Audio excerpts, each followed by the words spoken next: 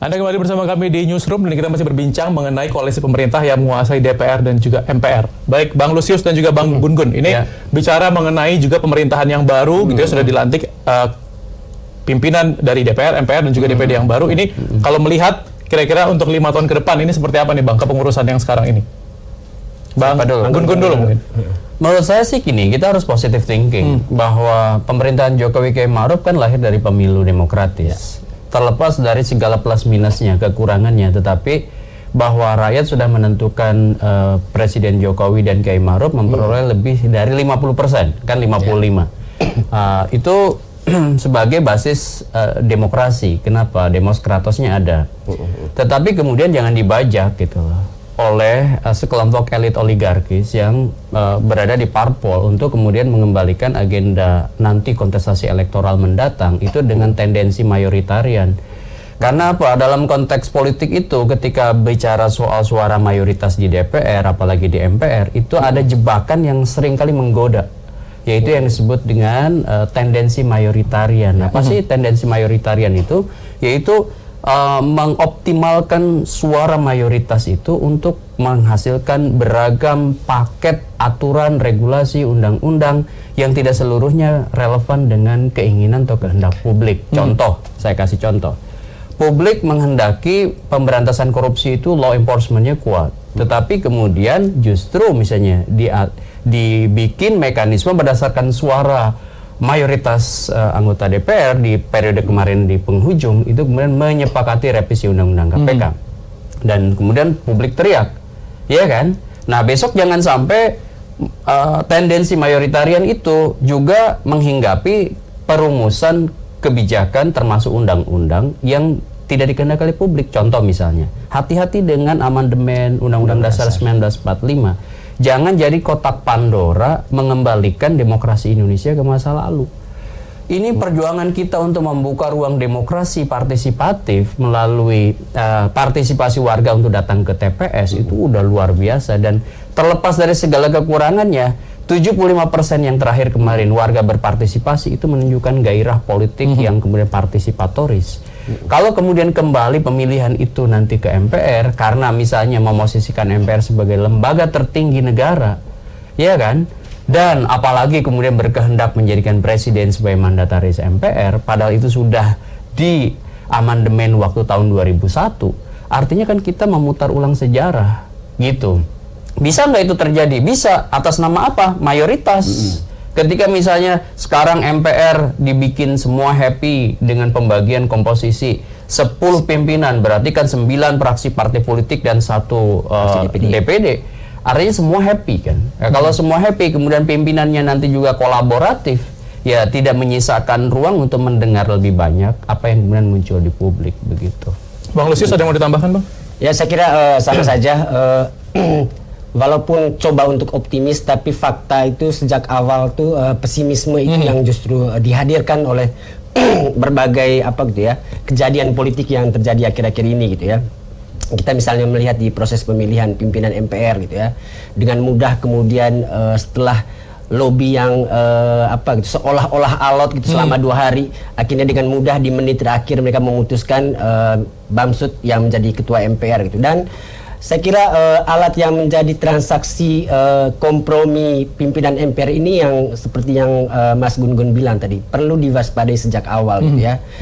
Kursi MPR kemudian dibarter dengan dukungan untuk mengamandemen Undang-Undang Dasar itu saya kira sangat berbahaya. Itu kemudian menyempitkan kemudian urusan Undang-Undang Dasar yang mestinya jadi pilar utama berdemokrasi kita pada urusan kursi-kursi partai-partai politik. Jadi menyederhanakan betul soal yang mestinya menjadi urusan seluruh rakyat Indonesia. Bicara soal Undang-Undang Dasar, ini adalah pijakan utama kita bernegara gitu ya, negara hukum kita ini. Dan kemudian kalau soal merubahnya itu dengan mudah mereka kemudian menyepakatinya dengan barter pada kursi-kursi yang ada.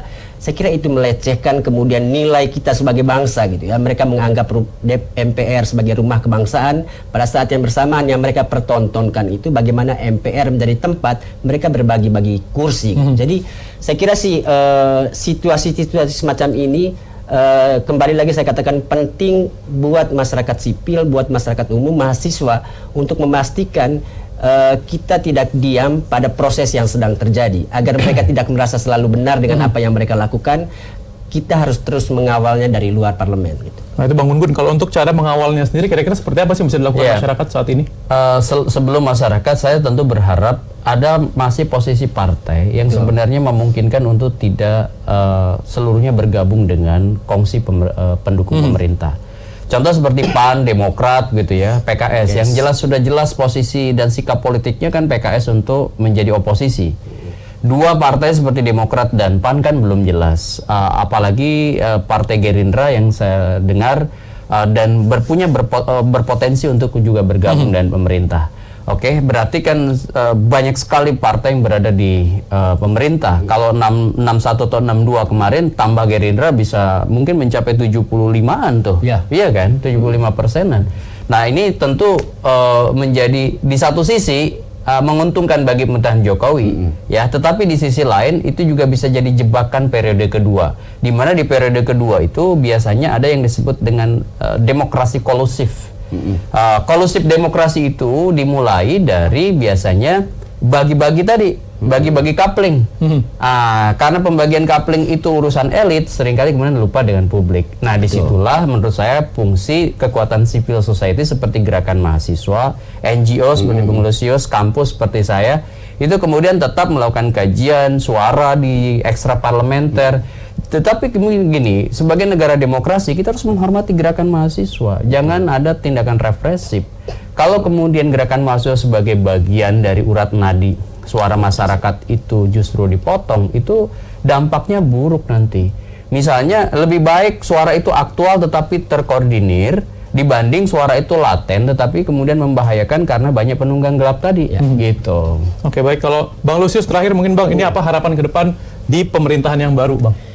Ya, saya kira harapannya walaupun komposisi mayoritas pendukung pemerintah ada di mana-mana gitu di Senayan gitu ya, tapi kita tetap berharap check and balances terus berjalan gitu ya. Bagaimanapun DPR ini dipilih langsung oleh rakyat sehingga mereka tetap harus punya ruang untuk mempertanggungjawabkan kerja mereka itu kepada rakyat yang telah memilih mereka. Sehingga jangan kemudian menggadaikan DPR ini pada urusan-urusan kursi mereka semata atau urusan-urusan kepentingan partai politik semata gitu ya. Ada rakyat yang terus menunggu apa yang mereka hasilkan selama 5 tahun ke depan, sehingga selalu ada ruang bagi DPR untuk memperjuangkan aspirasi rakyat ini dalam semua kebijakan yang mereka ambil di parlemen nanti. Oke, baik. Semoga itu tadi kemungkinan-kemungkinan yang tadi ditakutkan juga tidak terjadi seperti itu dan kita tetap bisa mengontrol pemerintah yang baru sekarang. Baik, untuk itu Bang Gun, terima kasih. Sama-sama, Herianto, Mas Rizky, pakar komunikasi politik nasional. Kemudian Bang Lusius Karus juga terima kasih, Bang, peneliti Forum Masyarakat Peduli Parlemen Indonesia. Dan pemirsa, demikian perbincangan kita siang ini. Kami akan kembali dengan informasi lainnya, tetaplah bersama kami.